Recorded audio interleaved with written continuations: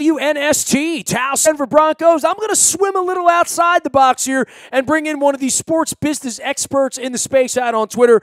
He is a great follow. I follow him, and making his way to Baltimore this week. And when I saw this ad on his Twitter, and certainly the cause, I wanted to spotlight it, even though on Monday night, if you happen to have missed it, you have an opportunity to go out online and talk about a very important issue in mental health. We welcome Darren Rovell on from ABC and ESPN, and following all things sports and business. The assignment here is we're all a little crazy. And Darren, I want to give you a chance to talk about this because I know you jumped on a train, come down here to Towson, and you're doing this on a bunch of college campuses, and I saw it a little earlier on going on at Towson. I want to give you a platform to talk about it because it's important to you.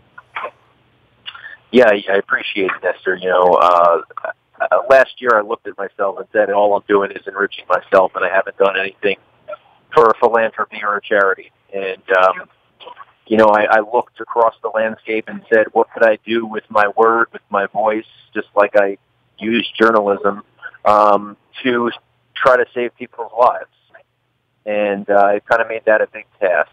And I felt I couldn't do it with a cancer charity or another charity. And I looked at mental health and how long it has to go in our society, and started to see some progress. You've seen it with Kevin Love and DeMar DeRozan, and found the story of a guy named Eric Kusin who was in the sports space and essentially, was given all these drugs and wound up in a mental hospital, and just said, we have to do better. And so the idea was to go to college campuses, have this same here college discussion, basically saying, everyone says 1 in 5 people have a mental illness or a mental health problem. Well, it's really 5 in 5 are affected by it. And so for me, this is tremendously fulfilling. We've done a couple already, and it's just amazing. And not to make it bigger than it is, but I'm sure we've saved a couple lives already, which is just incredible. You can go learn more about this, and obviously Darren Rovell can be followed out on Twitter. Over 2 million people do follow him. That's 1V, 2 L's in the last name there, and of course out at ESPN. The website is weareallalittlecrazy.org, and I look down at what your friend here has done in putting this thing together from all walks of life, all boxers, hockey players, swimmers, baseball players, football players, soccer players, all coming together under the same hashtag, same here, right? SAME here. And this is sort of Me Too, but the other way around this, yes. Saying we're ready to talk about having these mental health challenges, and I know that's why you're in Towson this week. Yeah, and it's like, there's the sign language that you'll see on the website, which is essentially a thumb pointed at you and a pinky pointed at someone else, basically saying, I'm going through what you're going through. And, this stigma is just, it's not good, it's not healthy. We understand when someone hurts themselves physically, but we don't understand when someone's going through some mental issues. And we're not at a point in society where it's okay. And it's messed up that we could talk about a cut on our knee, but we can't talk about someone who's going through anxiety and depression. So that's really the big message here. And I think there's just been natural momentum in the marketplace, just from unfortunately, sometimes it's through suicide where people really start to pay attention to Anthony Bourdain and Kate Spade. But now it's really been through sports, which has helped us because that's the lead that I have. And, we have Theo Fleury talking about, this little guy on the ice talking about how he coped using alcohol and cocaine. And when he was playing in Madison Square Garden for the Rangers, he actually saw the scoreboard fall to the ice and come back up again, and was spinning all around. And so we like to, what we do here in these presentations is we have the athlete talk about what they've gone through. We have practical ways to get out, and I just can't stand the idea that someone commits suicide and we're pointing to a suicide hotline. That should be a last resort. That shouldn't be a first resort. We should have an open dialogue where people can speak out if they're hurting, or people can recognize if someone's hurting. And we don't have that right now, but our goal is to try to get closer. The great Darren Rovell joining us here from ESPN and ABC, of course, covering the business of sports. His business this week is all a little crazy. That's out of Towson earlier in the week, and if you didn't get a chance to check that out, you're doing a bunch of these. You're going all like a bunch of campuses. There's celebrities involved in this. This is a major, major initiative that, quite frankly, I hadn't heard about till I saw it on your Twitter feed, Darren. Well, I'm glad. I'm really glad you're just giving me the platform here. Yeah, no, we have a ton of people, as you said. All sports. We have former rugby players, we have boxers. It was really born out of the fact that, Eric wrote this column that after he came out of a tailspin, which frankly most people don't, he decided to dedicate his life to this. And he was a major executive in sports. And again, it just spoke to me. And so I'm kind of the head of this influencer alliance, and I'm bringing more and more people in every day. And, we create this environment, at least with the college tour, where people stop looking around. They don't care what they say. We don't film any of this. We're not writing anything down. And I think, what's amazing is people come and they do actually help themselves in this format. And if we need to do, as we have, get further help for someone, we do that. Again, it's tremendously fulfilling. And I really believe in it. And we're going to big schools. We're going to small schools, all sponsored by the schools. So we've had incredible crowds so far. And then the last nugget is we have there's a music representation called House Studios, and they're kind of charity-based in terms of they want their musicians to have charities. And we have this guy, Luke James Schaefer, who's an unbelievable musician. Who plays at these things. So it's a good and meaningful show. Go follow Darren Rovell out on Twitter as well as at ESPN and ABC. You can follow along with all of their initiatives for mental health at weareallalittlecrazy.org. And I'm talking ADHD, anxiety, bipolar, borderline personality, depression, eating disorders, OCD, PTSD, and, of course, suicide prevention as well. You do sports business for a living, Darren, and I don't get you on too often. I know I want to talk a little bit about where we are in the NFL as the season kicks off now. And this is not unusual that we look up and see all these empty seats. I was in Cincinnati on Thursday night. We had the issue here all last year. In Baltimore, it's a little weird. But selling tickets is at the heart of the biggest issue, I think, in sports right now, which is empty seats, how it appears, how much the tickets are, whether people want to go through the trouble of doing this. And we're now downsizing to studio audience sort of in sports. It's a new era, I think, where there's so much money to be made not in the house that dressing the house up and making it not look like the upper deck at the Oakland Coliseum is a pretty important thing, I think, for the vibrancy of sports, because if you don't want to be there, is it worth watching, right? Right, yeah. In 2001, I did a project with ESPN, and they asked me to talk to a futurist about the future of sports, and this guy named Watts Wacker. I spoke to him. What a name. And he said to me, I said, what's the future of sports stadium? And he said, well, it's really a sound studio. It's about 1,500 people where the grass could be lit LED, and there's not that many people in the stands because remember the media rights are where all the money is. So that's what it's going to be. And I thought he was so ridiculously great. I mean, that was nuts to suggest something like that. Maybe he was talking about 60 years, 50 years down the road, but it might be 35 years down the road because if you look at it, people love the TV experience so much. People love the red zone so much. People are fans. The NFL's in trouble more than others because people are fans of the league as much as they are fans of teams. And so it becomes a problem when, forget about parking and price and everything else, it becomes a problem when, you got to make sure that your tailgate TV is working well. Otherwise, you feel lost. You feel lost your fantasy team. So making that 5-hour, 6-hour investment for your own team doesn't turn out to be worth it. And that's where the problem is. Well, I think mobile has done that for young people, right? We're all in a moment-to-moment. I go from your tweet to some political tweet to some music tweet to some charity. Moment-to-moment, that's where we are. And I think dedicating 4, 6, 8 hours to anything ever, the convenience is, well, it's right here and it's on right now and I can watch it and I don't have to move to do it. I think the next generation is going to be very, very tough to get them into a car to be thinking they're going to be doing 2 to 8 hours of anything ever, I think. Yeah, I think the major problem is we always said that live sports was going to work. live sports. Everyone's going to. We did these 20-year deals for a bunch of sports, and we said, no matter what, this is true. Live sports, people are going to watch live sports over everything else, over tape stuff, over Netflix, whatever. And with this new generation, with the millennials, they don't necessarily want to watch the whole thing. If they get a video of something and they tweet it or they Snapchat it or they Instagram it to their friends, and they get credit for being the first person to see it, even though it already happened 7 minutes ago. Does it make it harder to be a sports fan knowing you don't own the team and they own the team, and once you've already won? I mean, I'm going through that right now. I've had 2 championships with the Ravens as a fan.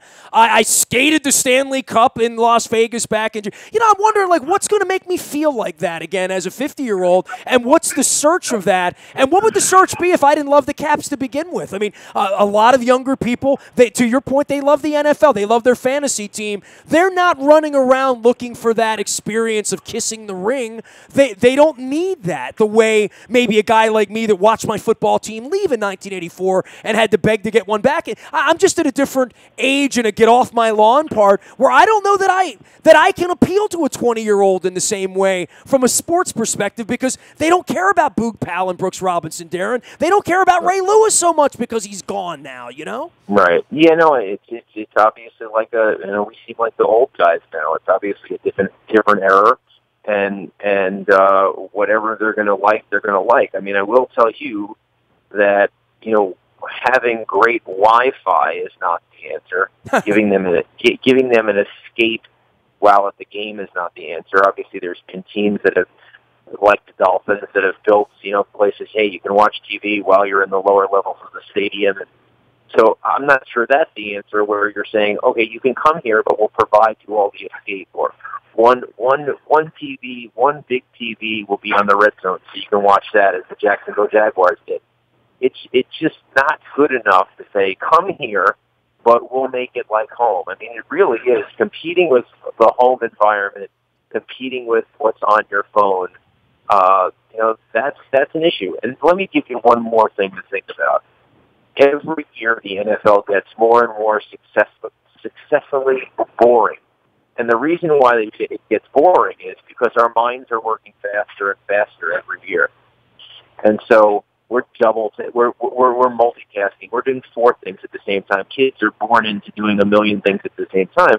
And you can't get away from the fact that over 4 hours, an NFL game has 12 minutes of live action. Well, that's why the Red Zone's incredible. We play Thursday night, and, I don't get to sit at home and watch Red Zone much because I'm at the I'm at the stadium, wherever the Ravens are.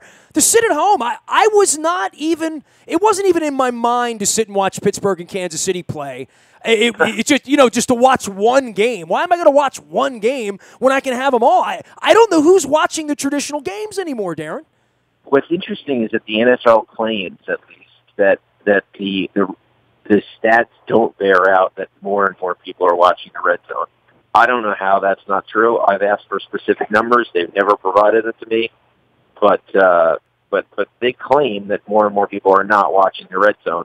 Anecdotally, that doesn't seem to be possible, especially in my world and pretty much in anyone's circle. So, yeah, I mean, the red zone is what gets people going in terms of it matches the pace of how our society is moving.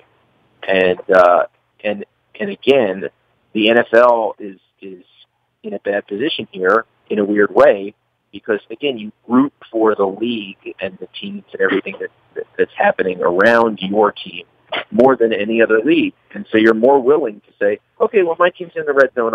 I don't need to watch my team. When my team's in the red zone, then we'll see it. And then it obviously has the fantasy. And then even more fragmented is the gambling. Now the gambling is going to go around the country. People, it's going to move people further and further away from their team.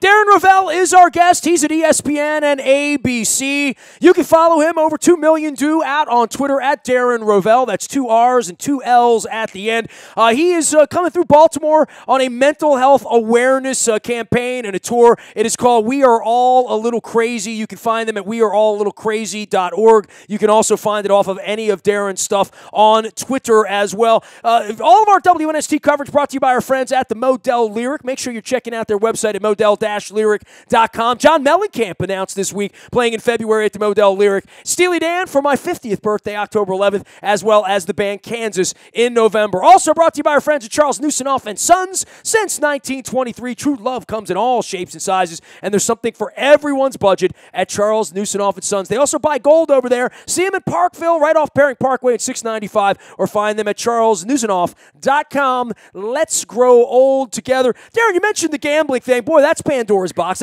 That's in our next segment, right? Like, I don't know how this is going to affect things, and I'm not the guy. I'm not the gambler. I'm not the guy trying to work $100 on a game or $50. I've never been that guy. But for the guy that is that guy, or the people that go to Vegas or go to Atlantic City or have gone offshore, this is Pandora's box, and certainly for the leagues, and the NBA's obviously embraced it. On the global side, anybody that's ever been to Europe or anybody that's ever been anywhere else at a cricket match where they're betting in the back, this is probably the last frontier for American sports. It's that big pile of sort of mafia money that they've left over there that they're now going to claim, right? It's going to be amazing. I used to say ticketing was the biggest thing in sports business, and it's betting now.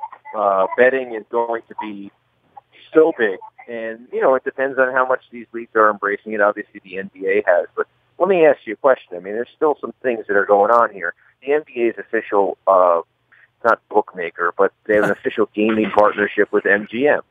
So you go bet at MGM, right? And you say the MGM's using the NBA's data, which essentially you can bet live and it will go quicker than the third-party data. Although the third-party data is not wrong, it just comes maybe a little bit later. But anyway, there's a game and it's a pick'em situation, and you say that you bet on the Mavs, right? And then the Mavs have a goaltending call in the last minute, and they lose by 1 to the Nuggets. Okay, you bet on the Mavs. You bet on with the NBA's official gaming partner, with the NBA's stats. The next day, Adam Silver comes out in one of his 2-minute notes or whatever and says, "We're sorry. Actually, the Mavericks, that was not a goaltending. His hand was not inside the rim. The Nuggets should have won that game." Well, now what do you do? That's a lawsuit, right? In your world. Okay, it's something. because if the NBA now says, well, the stats didn't say that the Nuggets won. We just said the Nuggets should have won. Well, I went to the official gaming partner where you sold your data rights. I did that, right? You have a relationship. And what happened in the game was right at the time, but now it's wrong. And you cost me money. My money. You took my money, right? So there's some issues there. There's some issues there. Well, and I don't know how this has been adjudicated in the past in the other leagues when, you go over to Europe and, betting Wimbledon and betting all the things that anybody that's been in the UK, you see that. They're going to try to bring those properties here. I don't know how they keep it on the up and up, Darren. I mean, we've had officials throwing games. I think there's always, obviously Pete Rose, right? In all of these sports, there is sort of this quiet thing at work to wonder whether it's always on the up and up, especially in the NFL at this point. I don't know how they're going to get around that. I don't know how the government's not going to get involved in this. And you've seen our government lately. Well, we'll see what happens from the obviously the leagues want a federal regulation. They don't want the states to decide what to do. And obviously states are doing different things other than it looks like the federal government would have done like, hey, you got to be 18, you got to. Who knows what their role is going to be? Well, the states have always been different, which is why you could go to Nevada and bet a game, right? I mean, Nevada said, "Bring it on," right? Delaware tried to bring it on, everybody fought it, right? It's a little bit backwards to say, okay, well, we're repealing this Professional and Amateur Sports Act of 1992, which says that Nevada and a couple other states can do it, and states should be able to decide on their own, and then states decide on their own, and then you say, but it will be regulated by the government. I mean, it's a little bit backwards, but this has been awesome for me to follow because it has so many tentacles. It's almost I could cover the business of betting every day.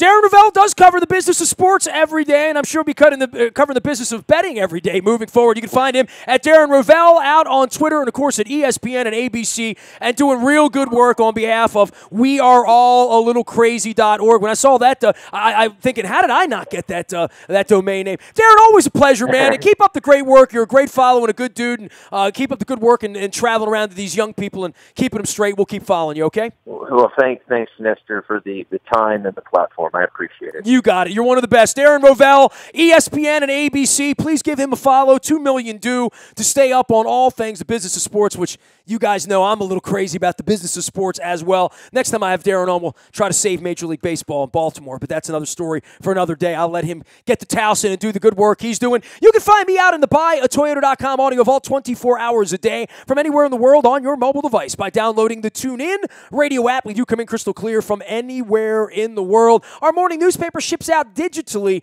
to your email inbox at 7 a.m. every morning. That's all brought to you by Planet Fitness and PlanetFitness.com. Speaking of mental health, we're doing a great thing here locally. The John W. Brick Foundation 5K run for mental health awareness is on my 50th birthday, October the 14th. That weekend, they're bringing Wim Hof in. Planet Fitness and Brick Bodies getting together. You can learn more at JWB5K. That's JohnWBrick5K.com. That happens on my birthday, all courtesy of our friends at Planet Fitness. Our morning newspaper also delivered and powered by our friends at the Maryland Jockey Club, where you can bet legally down at Laurel Racetrack on Saturday. The DeFrancis Dash happening, and, of course, the Maryland Million on October the 20th. Laurel Park, our partners, and you can find those entries at the front of WNST.net as well as in our morning newspaper. Any breaking news happens first on the WNST Tech Service. That's all brought to you by our friends at Coons Ford of Security Boulevard. Dennis Galatzos will be here on Thursday driving you home from 3 until 5. It is the SSV